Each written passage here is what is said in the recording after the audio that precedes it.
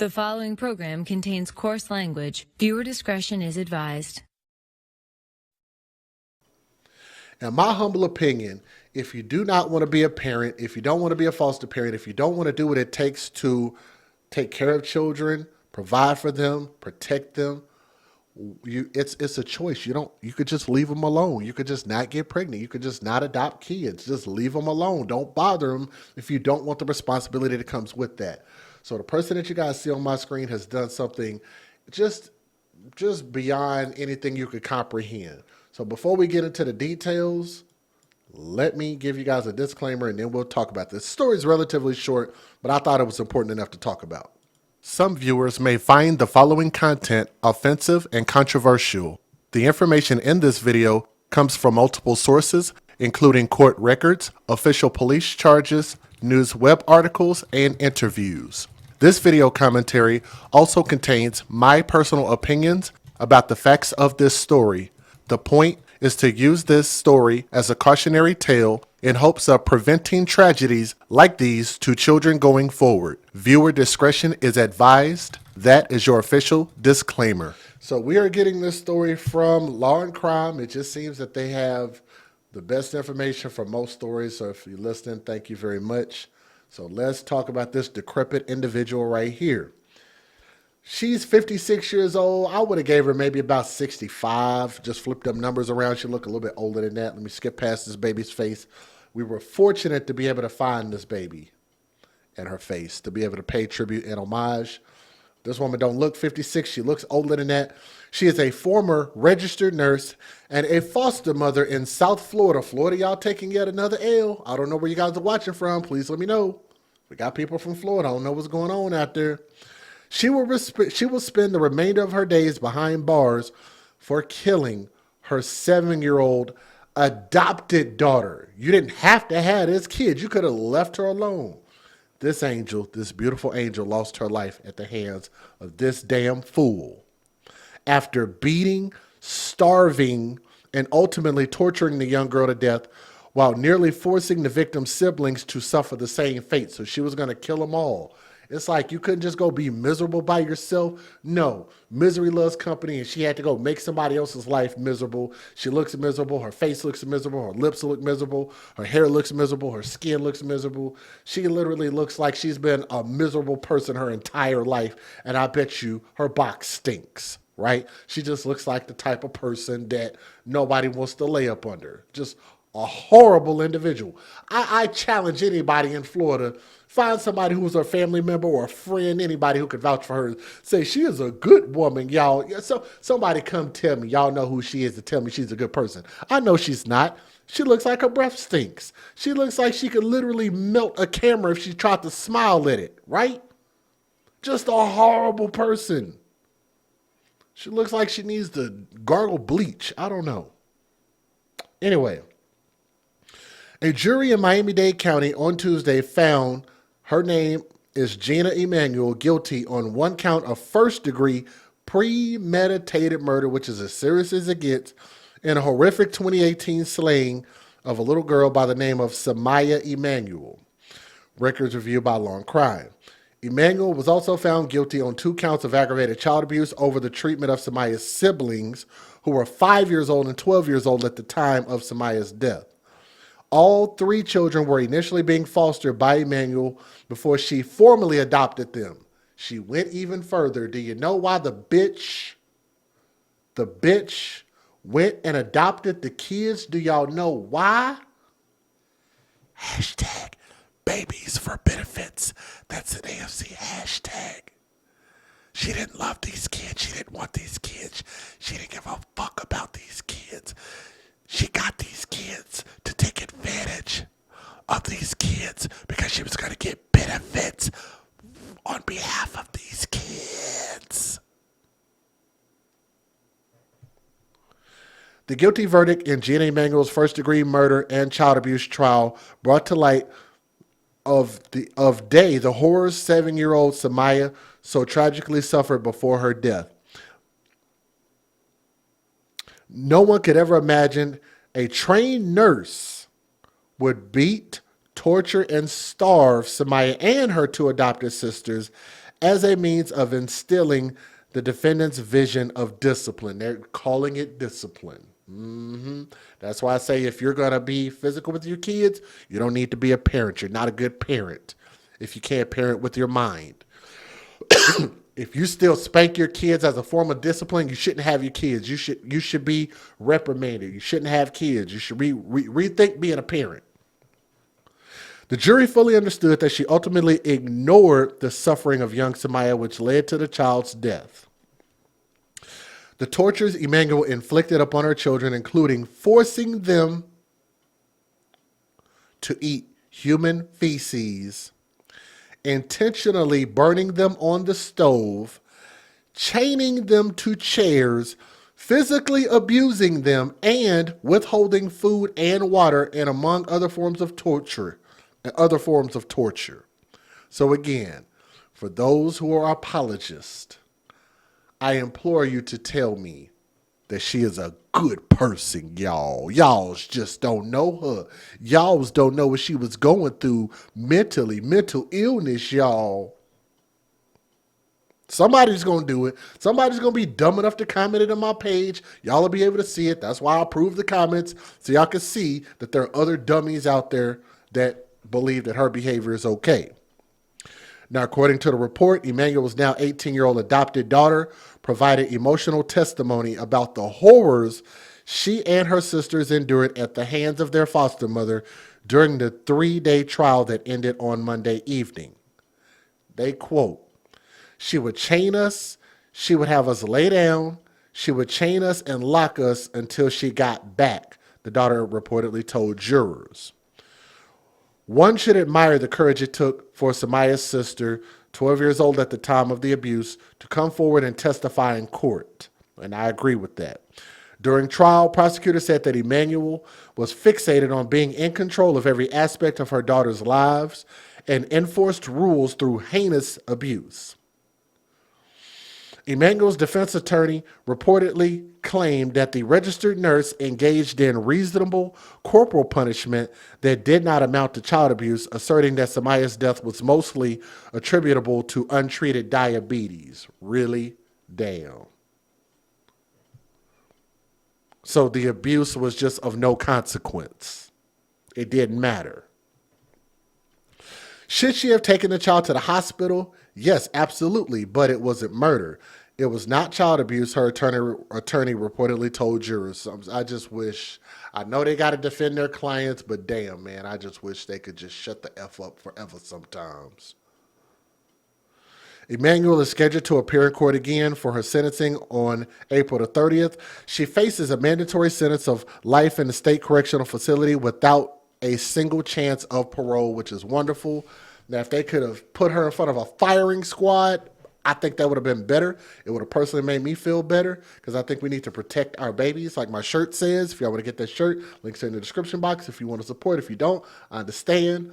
But we stand on business and we support our kids, and I'm going to continue to keep speaking the truth, regardless of whether people like it or not.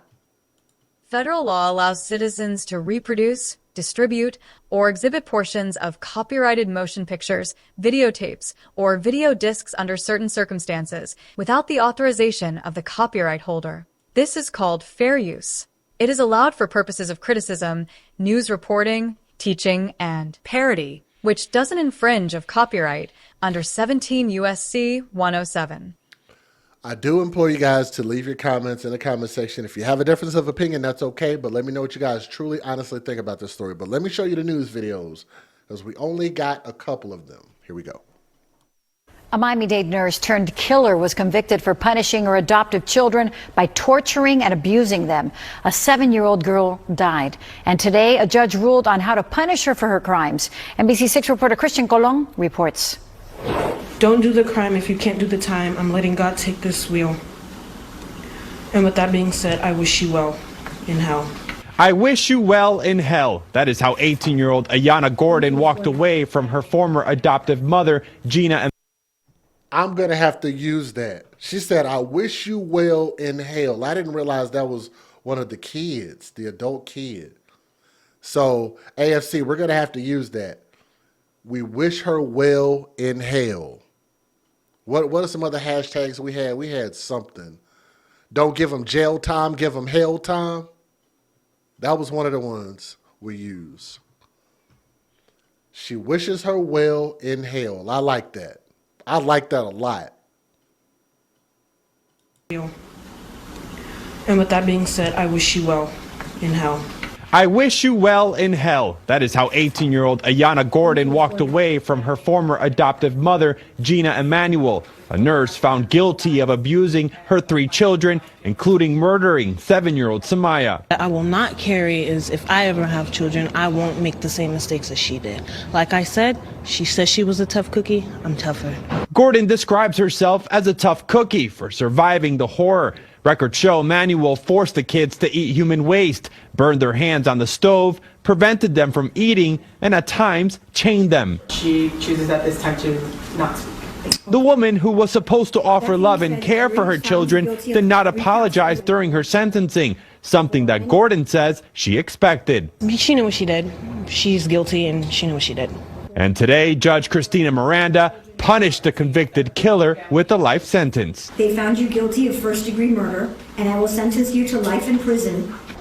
And the silver lining in this story is that the 2 surviving children are doing well. Gordon says she will be graduating high school this summer and plans to go off to college and study business.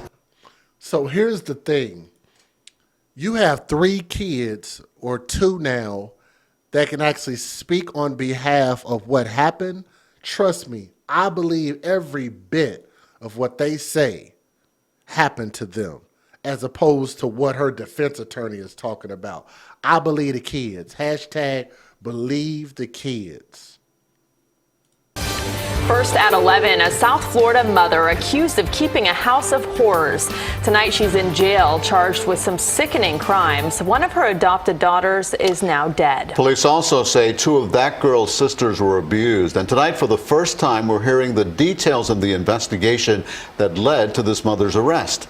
CBS 4's Kerry Cott is covering our top story. He is live in Northeast Miami-Dade. Kerry? Well, Elliot and Rudabeh, the allegations of what took place in one of these upscale apartments here behind me are deeply, deeply disturbing. And tonight, the mother of these adopted children is in jail facing some serious felony charges. Gina Emanuel stood before a Miami-Dade County judge Wednesday afternoon and heard the disturbing child abuse allegations against her. The facts of this case are sickening. According to a police report, inside this Northeast Miami-Dade apartment, Emanuel abused 3 sisters that she adopted in 2017. The girls were 12, 7, and 6 years old. The investigation came to light late last year after the 7-year-old girl got sick and died. The arrest report says Emanuel did not seek medical care for the deceased victim's symptoms, which subsequently worsened into pneumonia and sepsis and eventually caused her death. Police said they noticed suspicious injuries on the dead girl during their death investigation and began looking into the case further. Police say the surviving sisters were found to have old injuries on their bodies and burn scars on their hands and fingers. Miami-Dade police say Emanuel beat them and the deceased victim with belts, a brush, and a back scratcher for punishment, made them stand for hours at a time, tied their hands and bodies to furniture in the home when they were no longer able to stand, tied socks around their eyes, made them sleep on the floor when they wet the bed, and burned their hands and fingers on the stove. A prosecutor told a judge they wanted Emanuel held on a significant bond. It's hard to imagine the pain and suffering these children endured at the hands of this defendant. We spoke with a neighbor who said she is stunned by the allegations. I'm very surprised because I saw her several times, but I've never heard anything strange or anything abnormal. According to police, Emanuel works as a registered nurse, and Emanuel's attorney pointed out that she has no prior arrests. But these allegations of ongoing child abuse are so severe that Emanuel got a strict warning from the judge. Ma'am, let me make it perfectly clear to you. You are to have absolutely no contact whatsoever with your 2 children. I reached out to the Department of Children and Families for an update on the status of those other 2 children. We're waiting to hear back from DCF on that. At last check, Emanuel is being held in jail on a bond of more than $120,000. She faces 3 counts of aggravated child abuse and 3 A young lady who was just a kid at the time that she endured this abuse tells me she's happy to put this trial behind her. We, the jury, find as to the following. Gina Emanuel learned the jury's verdict Tuesday morning. Count 1, the defendant is guilty of first-degree murder. Count 2, the defendant is guilty of aggravated child abuse. Count 3, the defendant is guilty of aggravated child abuse. The registered nurse found guilty of murder and child abuse relating to the torture she inflicted on her adopted daughters. I'm not going to say it was easy. It's mentally exhausting, but it's over. Emmanuel was arrested in 2019 at the age of 50. The victims were sisters, 5, 7, and 12 years old. Investigators said Emmanuel severely abused the girls while they were in her care, pulling them out of school and abusing them physically and mentally. She kept her refrigerator chained.